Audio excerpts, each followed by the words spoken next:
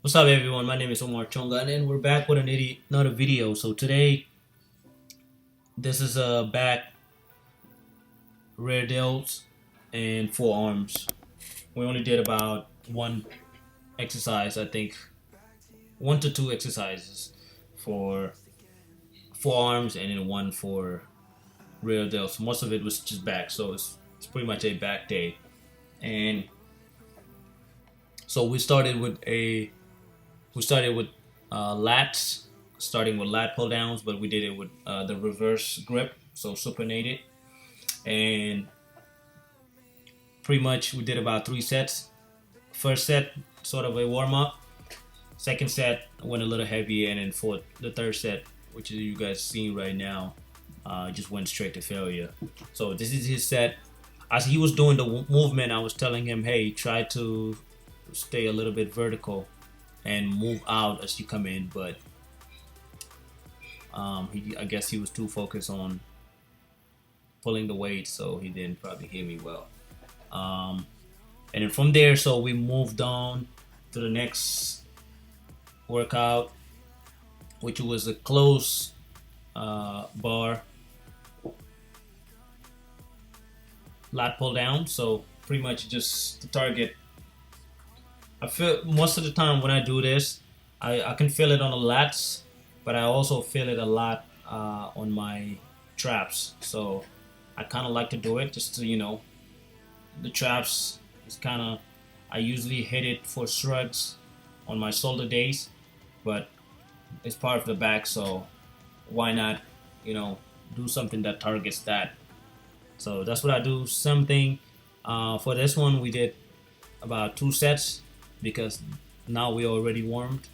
There's no point of doing 3 sets anymore. We just go do 2 more sets. And as again, you've seen the last set.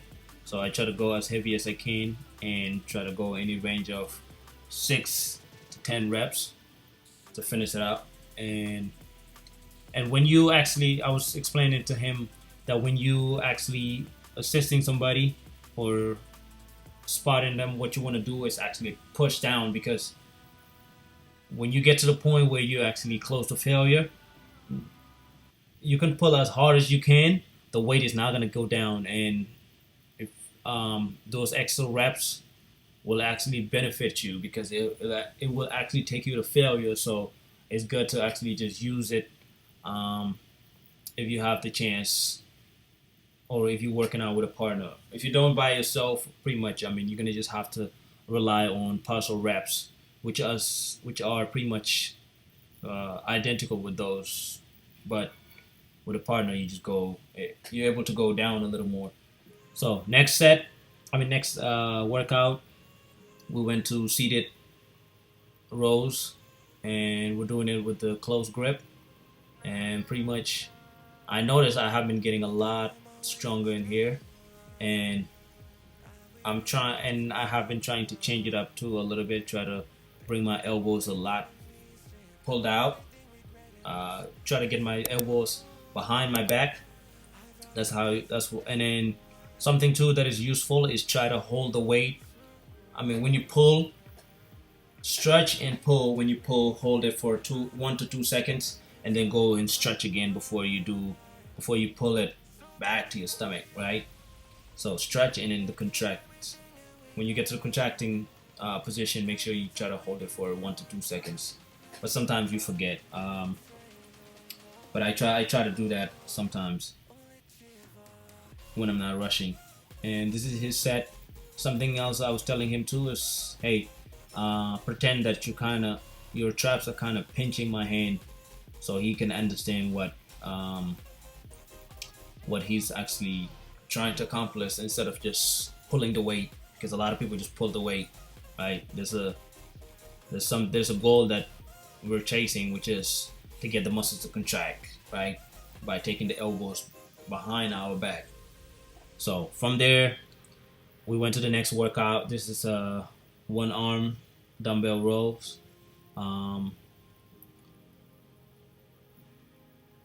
I could go fairly heavier than this, but I haven't been feeling my lats as much as I want to, and I think or like growing them as fast as I used to see when I'm doing this particular workout.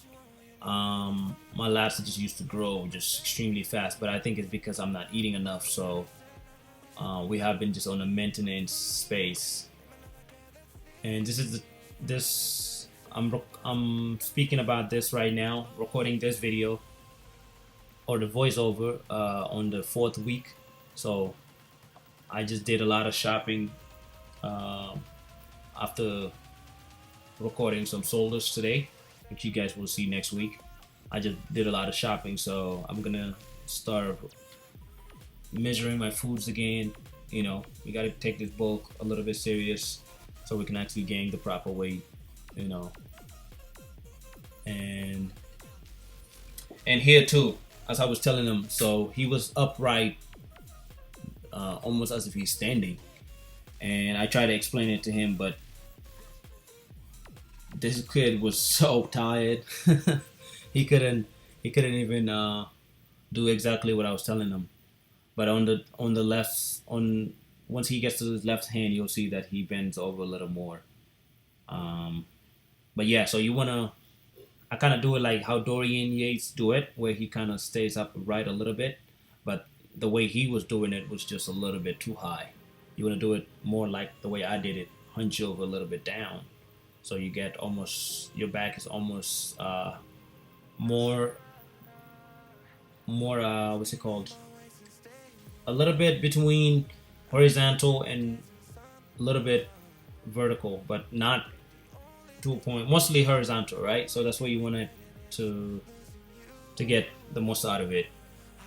And the next exercise we did, this is for lower back. So I'm not doing any deadlifts. I'm not doing any hyperextensions. Sometimes I do hyperextensions or I do rack pulls. Kind of stay away from deadlifts because it's just a movement that it's just not worth it, right? To get a lot of the best of it, to get most out of a deadlift, you wanna be lifting a heavy weight, not just constantly just lifting the same weight. And I don't wanna, and I'm strong enough to do it, but I just don't want to be risking it, putting myself in a position where I would get injured. So this I got from a man called Doug Brugnoli. So he passed away, but before he passed away, he emailed me this, something he called the Brook 20. Sometimes you'll see it on my videos, which I made a couple of videos before. And pretty much the whole point of that is based on biomechanics and pretty much how our how we physiologically positions to a point that certain positions, certain movements don't hurt your body as much as others. Like for example, deadlifts. Because every time you're doing any movement where you're holding so much weight, it compresses the spine, and you don't want to be doing that because it's dangerous, right? But anyways, that's what that exercise is for. It's a kind of a weird exercise to explain. You just gotta really see it, and I think I'm somewhat doing it a little bit wrong. But my lower back have been improving a lot. But next, this is the first exercise for the forearms. It's just wrist curls. So this is something I got from him too. But somebody that used to use this as well is, I don't know if he did it exactly like this, but Frank Zane used to do forearm curls. Sometimes he do it behind, almost as if you're doing shrugs, but from the back. That's something I did in the past too, but I haven't done it almost in years. And then, so the next exercise we did hammer curls. So this is something that Doug claimed that it's actually it's the best bicep exercise, but it's also great for forearms, as you can see from Um, Phil Heath has one of the biggest forearms you will ever see, and he used to do that. And I think there's clips of him when you ask where he was asked how he got his forearms big, and he said hammer curls. So you wanna get big forearms, start doing hammer curls. You know, force reps, partial reps, all stuff like that. Will get them to grow. And then next we're doing rear delts. This is something I got from Doug as well. This is instead I'm just doing it with one hand. You can do it with two hands. Cables across, coming down from your body, facing the machine. This way I'm kind of facing opposite to the side of the machine, and I'm just doing a single hand. That's because I have been trying to find the perfect position for the bars so I can have that perfect crush come into my body, and which I actually find today when I was doing shoulders. So on the new video of next week, you guys will see me doing this exercise, but I did it with two hands instead of this single-handed right here. And if you do it right, I swear you feel it on your rear delts like anything before, um, and it's great. So there's other exercises too that I can do, like face pulls and stuff like that. I don't really do anymore because I still have like shoulder problems. So certain exercises I just can't do. It's just too much pain. So I kind of do stuff that can still give me the same benefit of growing the muscle and avoiding the pain and agony. So certain things like that I step away from, and I focus more on just ISO movements and cable machine workouts. So this too, it was towards the end of the workout, so kind of got bored, and I was like, let me just finish this with a little bit of um, hammer curl, a different style. So this is almost kind of reverse grip. With the barbell is much better, but I was over here and I didn't want to walk all the way down to the other side just to what's it called, do another take over there, recording and setting up and all that. So I just decided to do it over here, and right after that, this was the end of the workout. So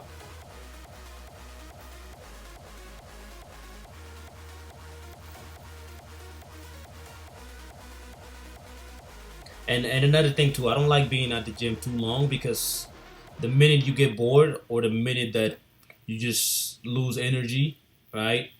You start to just do the movements extremely fast and not controlling the weight. So you don't want to do that. And then here we're just posing